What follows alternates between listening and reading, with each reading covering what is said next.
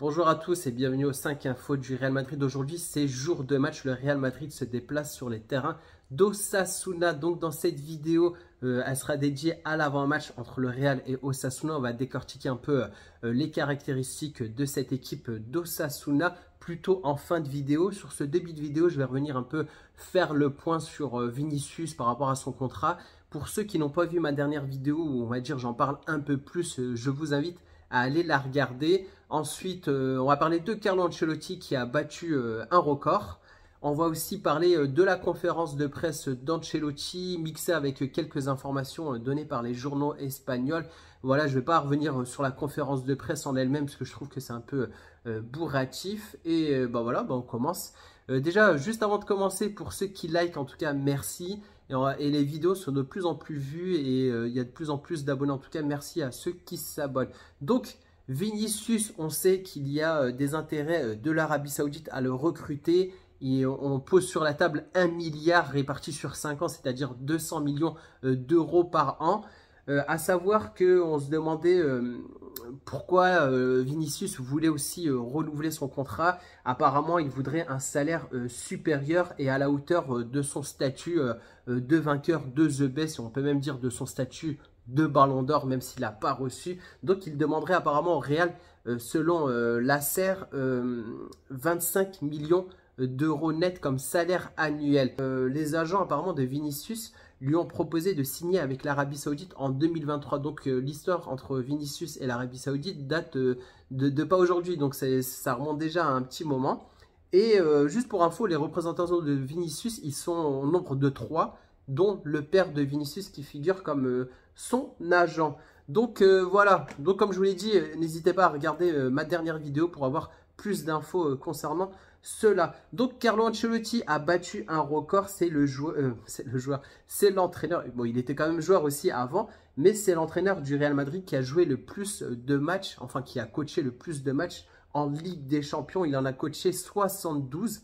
Il dépasse Miguel Munoz qui en avait coaché 71.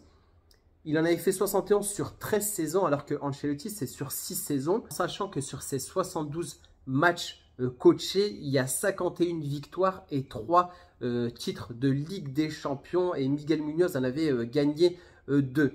Et le message un peu de Ancelotti par rapport aussi à cette victoire contre Manchester City, il a vraiment demandé à l'équipe de maintenir un peu un rythme compétitif contre Osasuna et qu'il faudra garder lors du match retour à Bernabeu. Donc là, on passe sur les infos, on va dire, des journaux espagnols et des infos liées à la conférence de presse de Carlo Ancelotti. Déjà, As qui nous dit que Ancelotti envisagerait de laisser Mendy au repos et de s'appuyer sur Fran Garcia contre Osasuna. Déjà, on imaginait un peu Fran Garcia jouer le match aller contre City. Mendy lui a été préféré.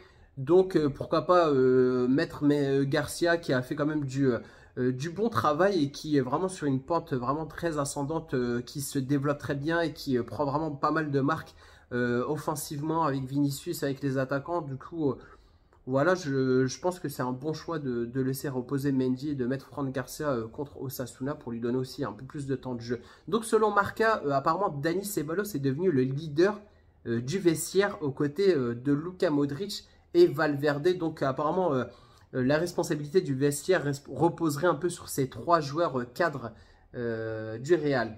Selon Marca, toujours Asensio a déjà dépassé la barre des 1000 minutes jouées avec l'équipe première en tant que joueur de la Castilla. C'est vraiment une tâche qui semblait impossible pour un jeune joueur. Voilà, on l'imaginait pas. Voilà, on l'imaginait un peu remplacé, pallier à quelques petites absences, blessures. Là, il commence vraiment à se poser comme un titulaire. Et avec le retour de Rudiger, qui devrait sûrement revenir prochainement jouer, se posera la question, est-ce que Asensio sera gardé à ce poste-là de défenseur? Donc, en parlant d'Asensio, Tchouaméni, Asensio formeront normalement à nouveau le duo de défense contre Osasuna. En même temps, on n'a pas trop de choix. Donc là, je passe à la conférence de presse, enfin les choses que j'ai trouvées assez intéressantes. On lui demande à Carlo Ancelotti qui sera arrière droit contre Osasuna. Il dit Valverde continuera jusqu'à ce que Lucas Vazquez soit présent. On lui demande est-ce qu'il y a un peu des doutes sur le poste d'arrière droit? Est-ce que Valverde doit quand même rester? Parce qu'on a vu qu'il y avait pas mal de lacunes à ce poste-là de la part de Lucas Vazquez. Il dit Valverde continuera jusqu'au retour de Lucas, il apporte beaucoup et j'ai aimé sa performance contre City, pas que contre City je dirais, parce que même les dernières performances où il avait remplacé Lucas Vazquez, il avait quand même, il avait très bien pallié à cette absence-là et on aurait dit qu'il avait déjà joué à ce poste derrière droit. En tout cas vraiment, Valverde c'est un peu le couteau suisse qui peut jouer à n'importe quel poste au niveau offensif, au milieu, en défense, donc ça fait du bien d'avoir un joueur très polyvalent. Il dit qu'il aime cette situation et on continuera avec lui contre Osasuna.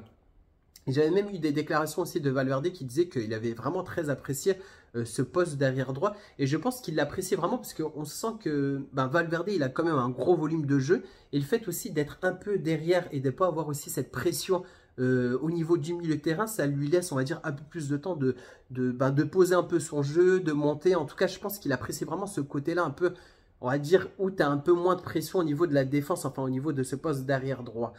On lui demande aussi pourquoi il pense qu'il est difficile pour le Real Madrid de remporter le championnat 2 fois de suite. C'est vrai que ce n'est pas arrivé depuis un moment. Il dit c'est un peu difficile à dire, mais la concurrence est très forte. Il y a des équipes comme l'Atlético et le Barça qui sont très fortes. Elles se battent chaque année et ce n'est pas facile de répéter cela. Voilà, il pointe vraiment le fait qu'il y a pas mal de concurrence en Liga. Donc je n'ai pas eu la conférence de presse du coach d'Osasuna. Je vais juste vous dire ce qu'a dit un joueur cadre de Osasuna qui est Brian Zaragoza, où il dit voilà, je pense que c'est le bon moment pour battre le Real Madrid, même si un joueur est absent, il y a toujours quelqu'un d'autre qui arrive. Le Real Madrid est toujours capable de bien rivaliser, mais je pense que s'il y a un bon moment pour dominer le Real, c'est maintenant. Est-ce qu'il dit ça parce que le Real a pas mal de blessés en ce moment, que voilà, c'est un peu du bricolage, on va dire, le 11 que fait Carlo Ancelotti. Est-ce que c'est aussi lié au fait que ce match-là est entre le match aller et retour de barrage de Ligue des Champions, ou est-ce que c'est peut-être les deux? En tout cas, vraiment,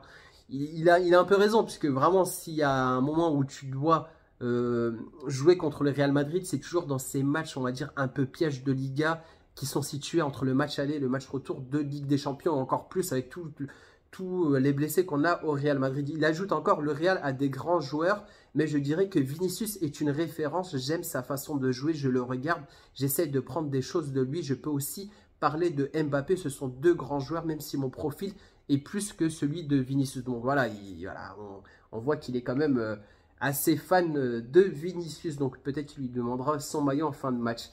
Chose intéressante, selon la Copé, vous savez qu'il y avait eu le scandale arbitral du match entre l'Espagnol et le Real, le match qu'on avait perdu avec ce tacle assassin porté sur Mbappé. D'ailleurs, Romero, qui avait fait ce tacle-là, avait ensuite marqué et donné la victoire à l'Espagnol. On apprend que l'arbitre assistant Diego Sanchez Rojo, qui était sur la ligne du touche lors du tacle de Romero sur Mbappé, n'a pas été suspendu. Il sera présent au match entre Osasuna et le Real Madrid, en sachant qu'il était le seul à avoir avoir montré, on va dire, le carton rouge qu'il fallait donner à Romero. Il n'a pas été écouté, mais voilà, en tout cas, il n'a pas été suspendu parce que voilà, il est un peu dans la vérité, parce que ce tacle-là méritait quand même un carton rouge. Donc là, on va revenir sur l'avant-match entre Osasuna et le Real Madrid. Au classement, Osasuna est classé 9e, 7 victoires, 10 matchs nuls et 6 défaites. Ils ont 31 points. Ils peuvent aussi prétendre à une place, on va dire, d'Europa League, parce que si on regarde, Villarreal est à 40 points et le Rayo, qui est 6e, est à 35 points. Juste qu'il y a une grosse différence vraiment entre Osasuna à domicile et Osasuna à l'extérieur. À domicile, ils sont nettement meilleurs, parce que quand on regarde le classement sur 12 matchs joués à domicile, ils en ont gagné 6, ils ont fait 4 matchs nuls, ils en ont perdu que 2. En sachant que les 4 autres défaites, donc c'est des matchs à l'extérieur. Donc 2 défaites seulement chez Osasuna. Donc les 2 défaites, c'est contre l'Athletic Bilbao 2-1 et contre la Real, non pas contre la Real Sociedad, contre le Real Betis 2-1 également. En sachant qu'en début de championnat, ils ont quand même battu le Barça à domicile 4-2 pour ceux qui se souviennent de ce match-là. Et plus récemment, ils ont battu la Real Sociedad 2-1. Il faudra vraiment se méfier de cette équipe-là, avec leur attaquant vedette qui est Budimir, qui a déjà marqué 12 buts. Donc au Real Madrid, seul Mbappé en Liga fait mieux que Budimir, qui a marqué 16 buts. Et ensuite, le meilleur buteur en Liga, c'est Vinicius qui en a marqué que 8. Donc, si on regarde les dernières rencontres entre le Real et Osasuna sur les 6 dernières rencontres, il y a quand même un net avantage au Real Madrid. Sur les 6 dernières rencontres, il y a 5 victoires pour le Real, un match nul et aucune victoire d'Osasuna. En début de championnat, on les avait rencontrés le 9 novembre et on avait gagné 4-0 à Bernabéu. Si on remonte aux saisons précédentes, on a des victoires 4-2 à l'extérieur, 2 victoires à domicile 4-0, 2-1 et ensuite encore une victoire à l'extérieur 2-0 et un match nul le 2 octobre 2022. Donc, faudra se méfier de cette équipe-là. Donc, on va passer à la compo probable que je vois pour ce match. Je pense que Carlo Ancelotti va mettre le même 11 que contre Manchester City. Il faudra aussi ramener un peu plus d'automatisme en défense. Donc, c'est pour ça qu'on va retrouver normalement pour moi Tchouaméni, Asensio, Valverde à droite. Là où il y a une petite incertitude, c'est soit Mendy, soit Fran Garcia. Mais je pense qu'il va quand même mettre Fran Garcia et laisser reposer Mendy. Donc, je repartirai avec le même milieu de terrain aussi parce que Camavinga revient de blessure. Il a joué quand même contre City, mais il a besoin aussi de prendre un peu plus de temps de jeu. Donc, pareil, le même milieu avec Bellingham, Ceballos, Camavinga. Et en attaque, le trio de feu, Vinicius, Mbappé et Rodrigo. En tout cas, n'hésitez pas à me dire ce que vous pensez un peu de cette compo. Est-ce que vous imaginez une autre compo probable? En tout cas, je pense que Carlo Ancelotti voudra un peu plier le match. C'est-à-dire, voilà, mener très rapidement et pouvoir aussi laisser souffler un peu plus longtemps les joueurs cadres. C'est-à-dire faire des changements un peu plus tôt, peut-être à l'heure de jeu, entre la 60 et la 70e minute de jeu. Et pour pouvoir les laisser reposer sur le match retour contre City et faire voilà, rentrer Modric, Brahim, pourquoi pas Güler ou Hendrick. Sinon, si je devais donner un pronostic pour ce match, voilà, je dirais peut-être 2-1. 2-1 comme les dernières défaites qu'a eu Osasuna à domicile contre Bilbao et le Betis. Je dirais 2-1 pour le Real Madrid. Et si je devais donner des buteurs, je mettrais pourquoi pas Rodrigo et Mbappé. Et le but d'Osasuna, je dirais allez Boudimir, puisque c'est le meilleur buteur d'Osasuna. Donc c'est tout pour aujourd'hui. Donc je vous dis quand même bon match. Pour ceux qui n'ont pas encore liké, n'hésitez pas à liker. Ceux qui ne sont pas encore abonnés, n'hésitez pas à vous abonner à cette chaîne-là. Et sur ce, je vous dis à bientôt. Ciao!